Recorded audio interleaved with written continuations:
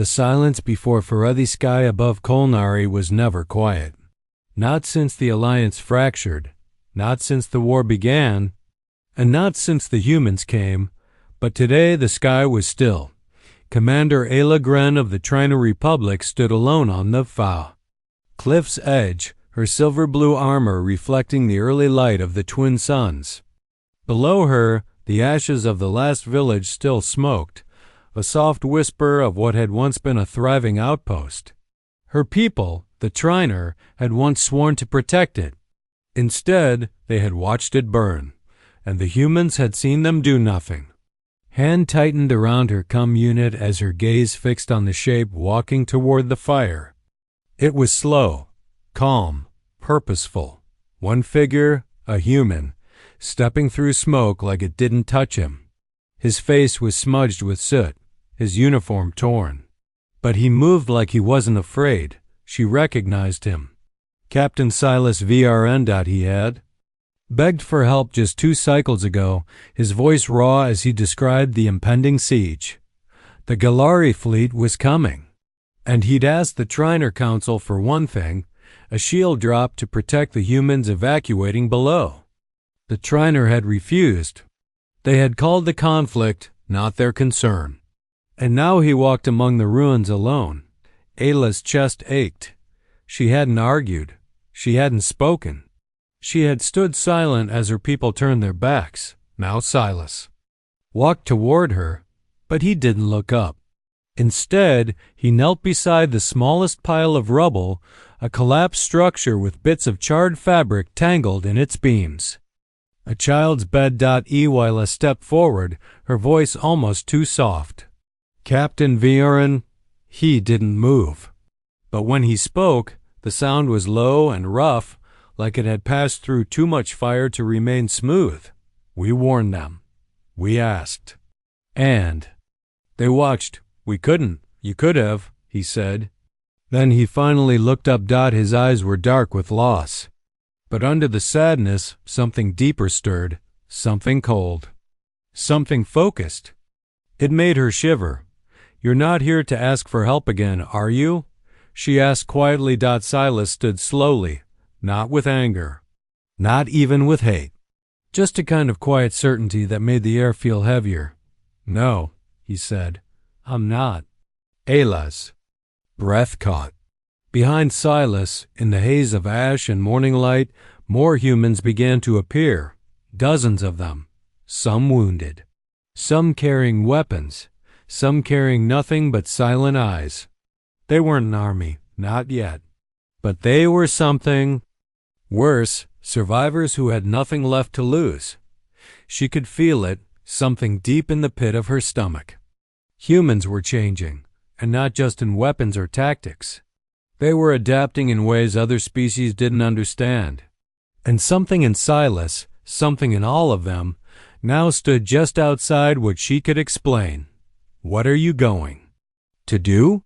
She asked. Silas turned his back to her and started walking toward the field of glass where the Galari warships had landed 3 nights ago. His voice carried over his shoulder. We're going to make sure no one forgets. And if they try, we'll erase them from history. The wind picked up, blowing ash into the sky like black snow. Ayla didn't follow. She couldn't, but she knew something had shifted. The humans were no longer asking for help. They were writing a new chapter. And this time, they were the ones holding the pen. The memory in the stone-fair ruins of Outpost 12 stretched across the valley like a skeleton, charred bones of steel, scorched earth. The only sounds were the crunch of boots and the faint hum of a human scanner brushing through the debris. Captain Silas Viren moved through the rubble without speaking. Behind him followed his team, not soldiers in the traditional sense. They were survivors. One had been a teacher, another a nurse. 2 had once mined ice on Mars. None of them had military training before the Gallery came. Now they moved like shadows, disciplined and silent. They didn't mourn, not yet. They were here to recover the last pieces of what they'd lost. Not the bodies, those had already turned to dust. but the memory core is hidden beneath the children's learning. Center. Silas dropped to his knees at the cracked floor plate. He placed a small round device onto the scorched tile and tapped it. A dull blue light spread in a circle, then focused into a column of faint glyphs. Triner symbols. They logged everything, he whispered. Beside him, Alira, once a software analyst from Detroit, narrowed her eyes. Did they watch it happen? She asked. Did they just record us dying? Silas didn't answer. He already knew. The Triner didn't intervene. But they had observed, documented, preserved. They had data. But no compassion. A deep pulse echoed through the ruins. The team froze. Contact, said Dahl, the former miner, raising a scanner. Non-human biosignatures, 3, Southeast Ridge. Silas stood and looked toward the rocky edge of the valley. The wind carried a low clicking sound, the speech of the Galari. Thin voices, metallic and sharp. Then came another sound. Boots? Not Galari. Ayla Gren stepped into view with her hands raised. Behind her were 2 of her guards, weapons sheathed. You shouldn't be here, she said, her voice level. Silas didn't blink. Then tell your people to clear the valley. We're not done remembering. This is Triner territory. Under treaty. Treaties died with the children who slept in that building, Silas said quietly, pointing at the broken husk of the learning center. Ayla looked at him. Really looked, not just at his burned jacket or tired eyes, but at the steel in his stance. The sorrow that had sharpened into something else. You mean to retaliate, she said. He didn't answer. Instead, he turned back to the data core.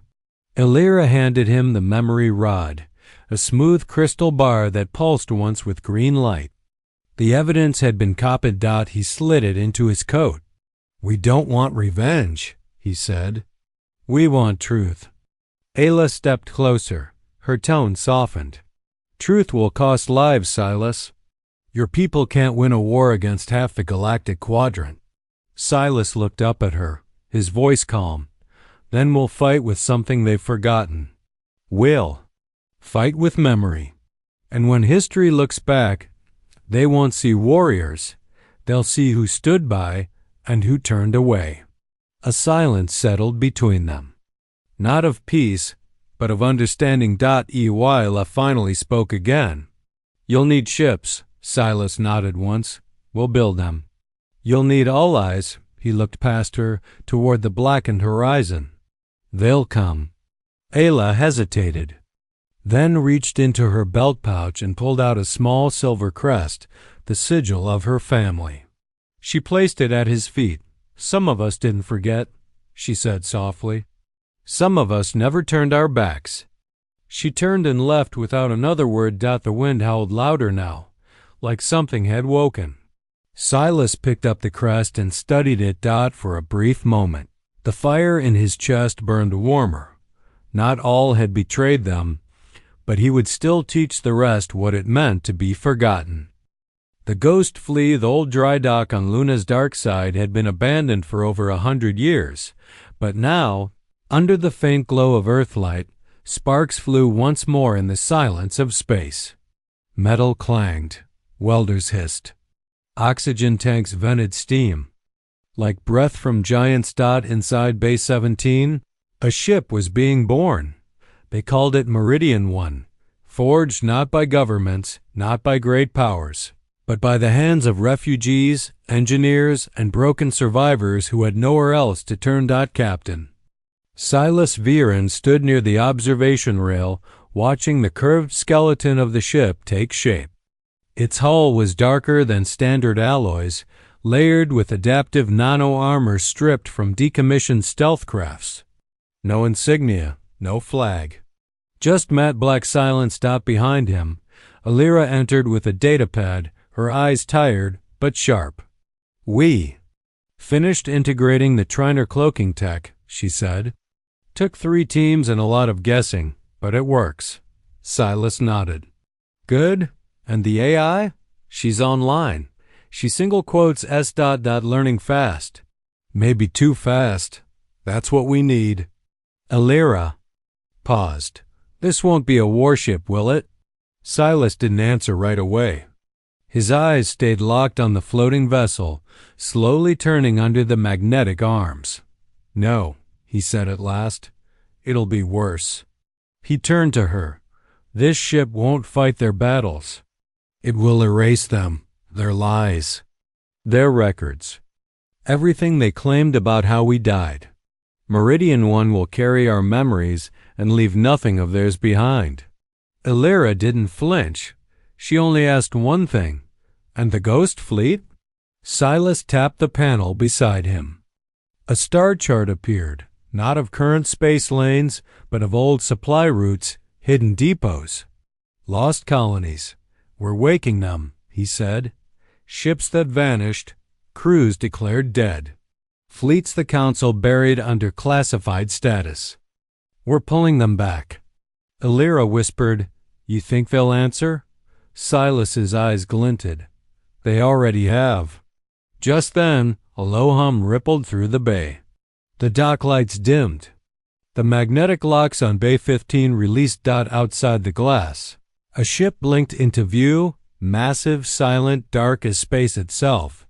The Brennan, long thought destroyed during the fall of CETI-9. It sent no transmission. No hail. It simply hovered. Waiting. Silas smiled. That's one. Alira stared, stunned. They're coming back. The forgotten. Not forgotten, Silas said quietly. Waiting. Beneath Luna's crust, human hands moved faster. Welders didn't sleep. Engines were assembled like prayers. OLD code ran on new circuits. And from the far edges of space, more ghost ships began to appear, long lost, long buried, never truly gone. The galaxy had erased them from history. Now they were returning the favor. And for the first time in months. Silas allowed himself a whisper of belief. They thought we were broken, he said. They forgot what humans do when we lose everything. He looked at the stars above. We build something they can't destroy. The betrayal logged stars above the Galari archive world of Trassel blinked with quiet innocence. But beneath the planet's shimmering atmosphere, something darker stirred. Deep underground, in a vault buried beneath layers of security drones, quantum encryptions and time-locked passageways, the truth slept silent and waiting, until now. Captain Silas Vren stood in the heart of the control chamber, a pulse pistol in one hand and a data spike glowing red in the other. Beside him, Alira tapped furiously on a cracked console, bypassing alien systems not meant to be touched by human hands. Behind them, the room trembled. We've got 5 minutes, Alira warned. After that, the auto-defense field reboots and turns this place into plasma. How long to crack the vault? I'm not cracking it, she said, sweat dripping down her neck. I'm convincing it. The console pulsed, then went still. A tone rang out, low, long, and final. The vault's center disk rotated with a hiss of escaping pressure. Lights flickered. The seal broke. Inside, suspended in magnetic lock, floated a black prism the size of a child's coffin. Galari Truth Core, this was it, the unfiltered memory log of the Council's war chamber. Here, every decision had been stored, every betrayal signed, every plea from humanity ignored and archived. Silas stepped forward. His hands trembled, not with fear, but with weight. The weight of every scream he'd heard echo through a collapsed tunnel, every cry for help drowned in politics, every child lost when help never came. He placed the data spike into the Truth Core's interface. It hummed softly, almost like a breath. Lights danced inside the crystal. Then, it spoke. A voice, not mechanical, not Gala I. A human voice. Female, warm. Welcome, Silas Vren, it said. I remember you. He blinked. What? You were cataloged during Incident 473 Delta. refusal of aid, unauthorized broadcast. Flagged for deletion. His jaw tightened. You watched? We all did, it said calmly. The Triner, the Galari, the Central Core. Every Alliance species with eyes. You called for help. They silenced your frequency. They chose not to interfere. Why? The voice didn't hesitate. Double fear. You reminded them of themselves, of what they used to be, before comfort, before peace. They believed the old fire of humanity was extinct. Alira's voice broke in. Can we extract it? Already uploading, the voice replied. But I will not just give you files. Captain Vren, I will show you what they fear most. What's that?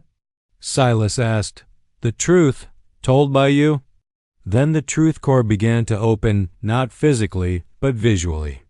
In the air around them, a projection formed. Images, sound, time itself.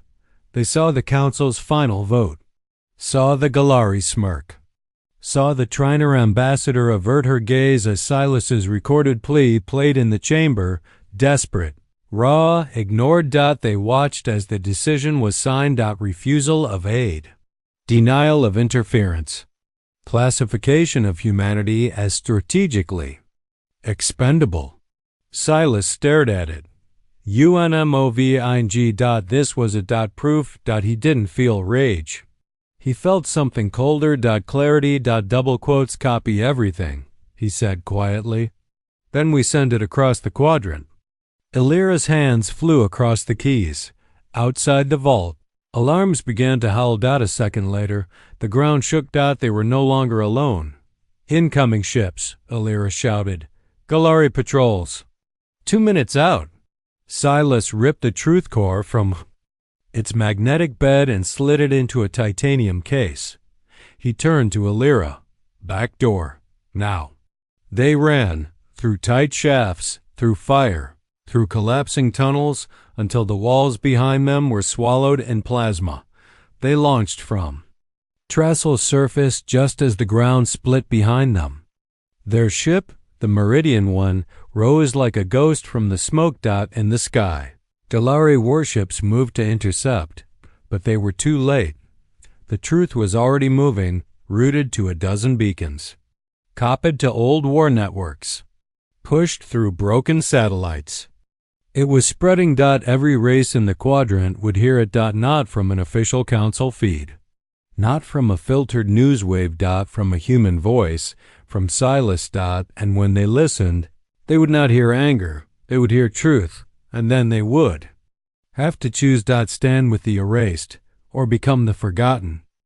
The silence before the storm from the observation deck of Meridian 1. The galaxy no longer looked like a place of stars. It looked like a place of lies. Every screen on the bridge glowed with responses to the broadcast. The truth core had reached all corners, from the black markets of drift worlds to the encrypted systems of the Alliance military. Entire systems were waking up to what had really happened during the siege of Earth's colonies. Some messages came in silence, short pulses of light from distant, hidden ships. Signals of understanding, of support, of shame. Others were louder. Riot footage from Alliance cities. Triner citizens demanding answers. Peaceful Galari scientists renouncing the council. And in the center of it all stood Silas Vren, staring at the largest display, a message looping over and over from an old ally. A face appeared. Dark skin, sharp eyes, worn uniform. Admiral Devry, once of the Human-Urian Defense Pact, presumed dead 6 years ago. Her voice filled the bridge. You're not alone, Silas. The Ghost Fleet is moving. The exiles have heard you. And the silent armada. They've chosen to wake. Alira, standing beside Silas, couldn't stop trembling. The silent armada? She whispered. Silas nodded once. The ships that never fired a shot. The ones who saw what was coming and disappeared into the dark. I thought they were myth. So did the Alliance, he said. That's why they never looked for them. The bridge lights dimmed. An alert pulsed. Incoming jump signatures. Called DAL from tactical. Non-hostile. 5 vessels. Heavy displacement. Human core designs. But modified. The crew watched in silence as 5 ships blinked into existence in high orbit. Old models from before the war. Now rebuilt with scavenge tech and cloaking rigs no known species used. They bore no flags. They sent no hails. But they took position. Beside Meridian 1. And then a message pinned. One line. Ready when you are, Captain. Silas exhaled. This was not a war of numbers. It wasn't about ships or firepower. This was a war of stories. Who would control the memory of what happened, and who would be wiped from it? Open a channel, he said. The bridge quieted as Alira connected them to every rebel ship, every sympathetic world, every hidden listener who hadn't yet chosen a side. When Silas spoke, he didn't raise his voice. It was calm, heavy, human. We are not here for vengeance.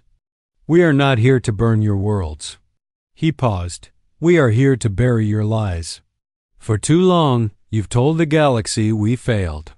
You said we were reckless, dangerous, broken. You pointed at the ashes and said, this is what happens when you trust humans. He leaned forward. But we didn't break. We didn't vanish. We waited, and we remembered. And now we brought back every voice you tried to silence. His hand hovered above the console, the signal. That would begin the operation. Not an attack. Not yet. A deletion. One by one, they would find the Alliance databanks, the corrupted historical records, the falsified transmissions, and overwrite them with truth. They would remove the version of events written by cowards, and replace it with something pure. The silence stretched across the stars as Silas gave the command. Initiate Phase 1. Hundreds of ships moved at once, vanishing into slipspace, into shadows, into forbidden systems where the records were kept. They carried no bombs. Only light. Truth. Lagren, watching from her cruiser far away, whispered to herself. There. Not fighting like us. Her second-in-command frowned. Then what are they doing? She didn't answer, because she wasn't sure. But something deep inside her knew this wasn't war. It was something older. Something sharper. And once it started, it would not stop. The day the stars remembered first collapse happened in the Triner High Records archive. Exactly 0 hour. Every classified file on human contact vanished. Overwritten with unfiltered memory feeds, the uncut cries of dying colonists, the unanswered distress calls, the moment Silas Vren begged for help while council members turned their backs. The broadcast played on repeat for 3 full rotations before the archive firewalls imploded. The second collapse came 2 hours later on Galari Core World 3. Entire universities lost access to rewritten textbooks. In their place appeared old video logs, intercepted messages, and unaltered images of the refugee camps. Camps the Alliance had claimed never existed. By dawn, 6 Alliance capital planets had gone dark. Not from violence, but from truth. Humans weren't erasing history. They were restoring it. On the Meridian 1, silence ruled the bridge. No celebration, no cheers. Only the quiet hum of data flowing across the stars. Silas Vren watched the screen. Thousands of pulses moved outward like ripples from a single drop, each one a beacon of truth reaching deeper into the quadrant. Then the transmission came. Not from a rebel, not from a ghost fleet, not even from a sympathizer, from the heart of the Alliance itself. An emergency broadcast. Council speaker Vrex, shaken, pale, surrounded by chaos. Double quotes. We are under systemic memory corruption, he said, stammering. Unauthorized edits, rogue transmissions, cultural disintegration. He stopped, stared off dash camera. Then a new voice spoke. Firm, human. This is not corruption, This is correction. It was Alira, her voice carried across every console-linked device in the quadrant. We are not your enemies. We were never your enemies, but you made us ghosts. Now we are your mirror. The signal cut. A quiet settled over the stars. On the edge of neutral space, ships from dozens of races began to gather. Not fleets of war, but of watchers. Curious, shaken, unsure. EY Lagren's vessel hovered there too, her crew watching the feeds in silence. They're not firing, her second-in-command said. They don't need to, Ayla answered. They're doing something worse. The stars were remembering. EY La pulled up the old data logs Silas had sent her. The raw truth. She had been part of the silence. Part of the turning away. Now the silence felt like a wound. On Meridian 1, Silas walked the length of the observation deck. One by one, old allies called in. The exiles. The miners of TAU-19. The lunar orphans. The silent armada's command ship. Grace blinked into orbit and lit its beacon. Phase 2 ready. Silas turned to Alira. How many still resist? Few systems. The core military worlds. But their networks are cracking. And the civilians? She looked at him carefully. They're listening. More than that, they're feeling. He nodded, then pressed a hand against the transparent steel wall, gazing at the stars. They can destroy ships, he said, but they can't destroy truth, not forever. He turned to his crew. But we're not finished. From the command board, a final signal pulsed. It was old. Buried. From the first colony that had fallen in the war, a child's voice. If you're hearing this, please don't forget us. Silas's eyes closed for just a moment. Then opened with fire. We won't. He whispered. And across the stars. Memory bloomed. Systems cracked open. Species paused their wars. And the lie that had erased humanity began to collapse under the weight of truth. There was no explosion. No battle. Just a whisper. And the galaxy, at last, began to listen. When the stars stood still skies above the Alliance capital world, Eltraxis were calm for the first time in decades. No fleets moved. No patrols circled. No government transports thundered through the clouds. Everything had stopped. In orbit, the Meridian 1 hovered in silence. Around it, the ghost fleet drifted. Ships once erased from every record now shone under the same light as the Alliance's greatest monuments. They didn't point weapons. They didn't need to. The truth had already done what fire could not. Inside the Council Dome, a place once built from arrogance and false peace, every chair sat empty. The delegates had fled. What remained were observers from 100 species, now gathered under the tall glass of the great chamber to witness something no one expected, a human speaking truth. And being heard. Captain Silas Vren stood at the center platform. No guards, no politics. Just his voice and the truth he carried. Placed the truth core gently on the circular altar where laws had once been passed in secret. It lit up. But this time, it showed no screaming, no death, no betrayal. It showed faces. Miners who had vanished into the dark, orphans on Mars, teachers from burned colonies, old farmers from Europa, soldiers who never made it back. They smiled, they spoke, they remembered, one by one, the stories. Unfolded, not to accuse, but to remind. A Galari historian leaned forward, eyes wide with guilt and wonder. A Triner ambassador covered her mouth, tears falling silently as the face of a human girl, her childhood friend, long presumed dead, blinked across the screen. Ayla Gren stood in the back of the chamber, her armor stripped of its sigils, her weapons unarmed. She wasn't here as a commander. She was here as a witness. Silas finished the last recording, then turned to the silent crowd. His voice was quiet, steady. You didn't kill us with weapons, he said. You did it with silence. You buried us in your systems, erased us from your stories. We became shadows. But we're done being shadows. He let the silence stretch. No one interrupted. We don't want thrones. We don't want power. We don't want revenge. He paused. We want memory. We want those who died to matter.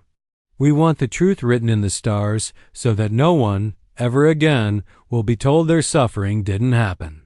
He stepped back. The chamber was still, then the gallery. Historian stood. Slowly. He reached for the central console, the same one used to rewrite history for over a century. And he pressed upload.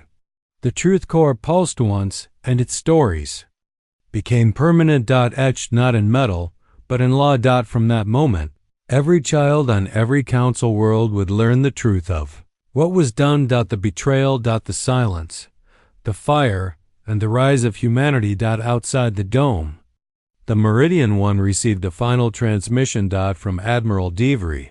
It's done. The quadrant knows. The vote passed. Alira exhaled. They changed the textbooks, she whispered. They rewrote the history. Silas nodded once, though his eyes stayed fixed on the stars. Not just history, he said. Memory. They gave us back our dead. On the deck, his crew gathered. Not warriors, not ghosts, but survivors. And in the silence of that orbit, they finally allowed themselves to breathe. No cheers. No flags. Just the soft hum of peace. Reborn from truth. As the Meridian One turned away from Eltraxis and began its long journey home, Silas touched the metal wall beside him. He didn't speak, but the stars heard him. And for the first time in a long time, the stars remembered.